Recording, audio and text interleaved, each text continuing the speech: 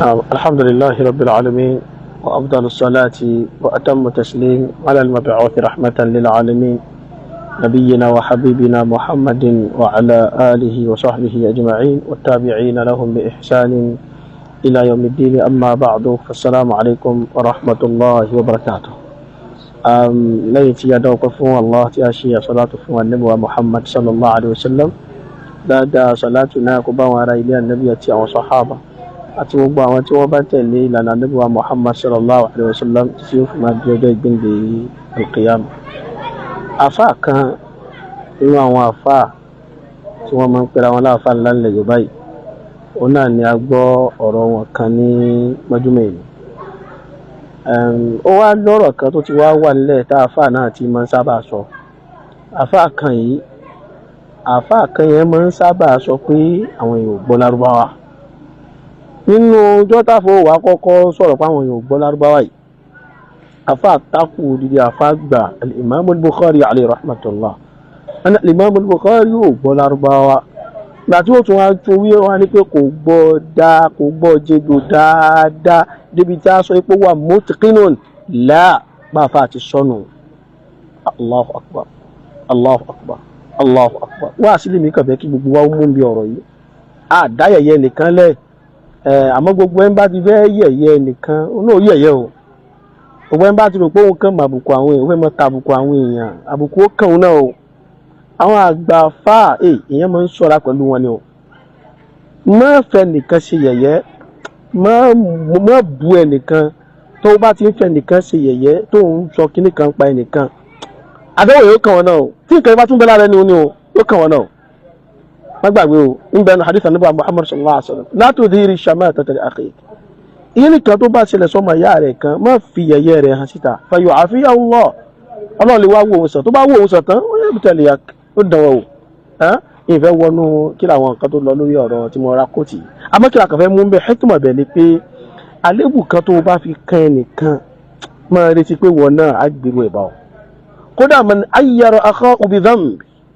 ẹrú Ọlọ́run ọba kan dẹ́ṣẹ̀ kan, ìwọ wá lọ ń fi ẹ̀ṣẹ̀ yẹn ó wá fi ń yẹ̀yẹ́ rẹ̀, ọmọ tí ó sì ó wá fi oníṣìírí mọ̀ níbẹ̀ tí ń wọ̀ ó lè mọ̀ níbẹ̀ tí ń wọ̀ kí wọ́n náà tó kú ó sì padà jalè nítorí pé yẹ̀yẹ́ ló bá dé. má yẹ̀yẹ́ yàn, má mú ẹnì kankan wálẹ̀ torí pé wọ́n fẹ́ pọ́n ara rẹ̀ lé. ọba ti mú yàn wálẹ̀ àfihàn àdánwò yẹn kan wọn náà kó tó kú láyé. ẹ̀ṣẹ̀ nu o sọ ọ̀pọ̀lọ̀ ló ṣẹ̀ gbọ̀wọ́ kọ́ ló ṣẹ̀ má àyàrá rẹ̀ bí vam. Bọ́rọ̀ bá díbẹ̀ pé kẹ̀kẹ́ ṣẹlẹ̀ ṣàlàyé wọ́n kún fún àyàrò èèyàn mùsùlùmí má àyàrò èèyàn má dáyẹ̀yẹ èèyàn lẹ̀. Tó bá ti dáyẹ̀yẹ èèyàn lẹ̀ àdánwò ni ó kàn ó. Ìkan nínú àwọn ẹni rẹ̀ àná wọ́n bẹ nínú dehliz nínú faranda lé wọn. Ọmọ ẹ̀wọ̀n dáwọn ọmọ ṣe máa ń rí ó wá rájá ajá àwọn afẹ́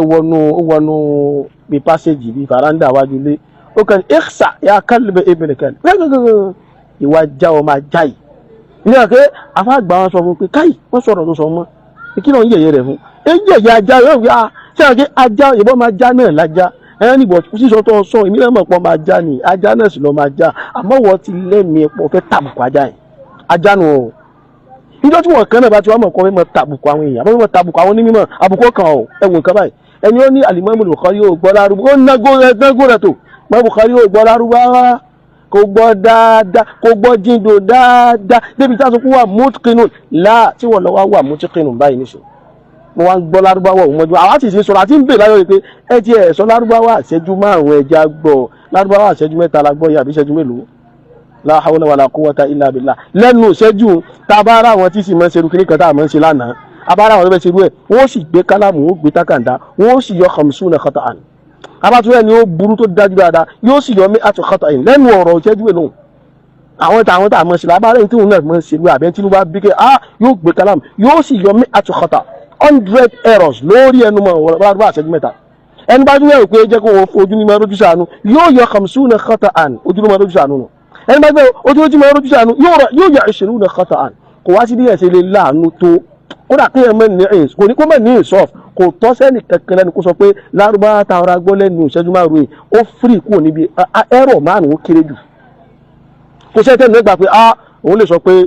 ọ̀rọ̀ yìí fírì kúrò níbi ẹ̀rọ àti ẹ bá ti wá ẹ̀ lérí márùn-ún kò sẹ́ńtẹ́ nù ẹ gbà níbi tí kìíní wọ́ọ̀sì dé kò odidi àgbà àfà tí láwọn èèyàn ò gbọ́ lárúbáwá ẹni yìí náà láìpẹ́ yìí náà láwọn alùsùn náà ò gbọ́ lárúbáwá o tá ni ò wá gbọ́ lárúbáwá báyìí nìsín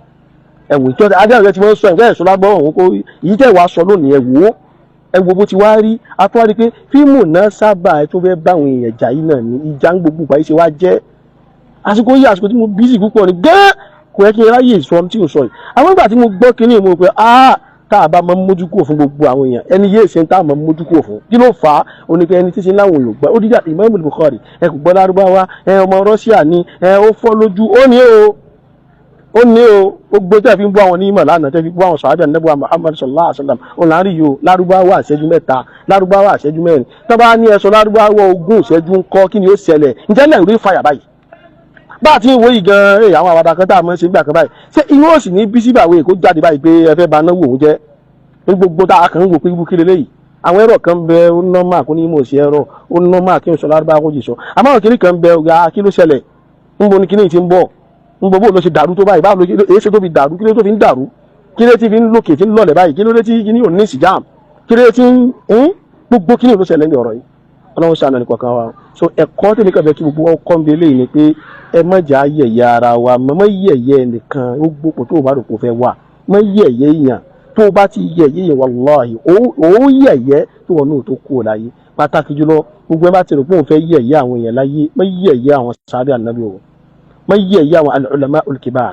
mọ́ yẹ̀yẹ́ àwọn a'immatul muslimin tó o bá ti yẹ̀yẹ́ wọn ìwọ náà kú tiẹ̀ هذا وصلى اللهم وسلم على عبدك ورسولك محمد وعلى اله وصحبه اجمعين اي wa ba mo wọn tó bá sì ní pé ó free kun bí ẹ̀rọ ẹ kàn fẹ́ túra yín láṣìírí ni báyìí ló free kun bí ẹ̀rọ mi ò ṣe kíní mọ́ àmọ́ àwọn tí sì mọ́ ṣe wọ́n ṣe kíní fún yín wọ́n yọ 50 khata'an aw 100 khata'in. Assalamu alaikum warahmatullahi wabarakatuh.